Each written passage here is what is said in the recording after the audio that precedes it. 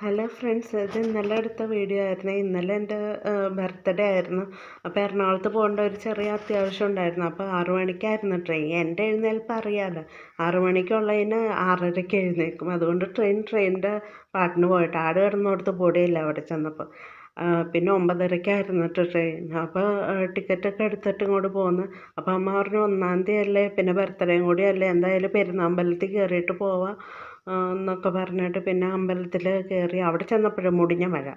അതുകൊണ്ട് ചുറ്റുമൊന്നും തൊഴാനൊന്നും പറ്റിയില്ല കേട്ടോ. എന്നാലും ഭഗവാന് ഉള്ളിൽ കയറി നന്നായിട്ട് തൊഴുത് പ്രാർത്ഥിച്ച് എല്ലാവർക്കും വേണ്ടി പ്രാർത്ഥിച്ചിട്ടുണ്ട് കേട്ടോ.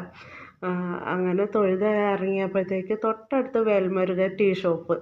അപ്പോൾ അവിടെ നിന്നാണെങ്കിൽ നല്ല മൊരിഞ്ഞ വടയുടെ മണം കേട്ടോ. ഞാൻ ചെന്നപ്പോഴത്തേക്ക് ഒരപ്പൂപ്പൻ, അവിടുത്തെ അപ്പൂപ്പൻ വട പൊരിച്ചുകൊണ്ടിരിക്കണേ. എൻ്റെ ദൈവമേ, ഒന്നും പറയാനില്ല.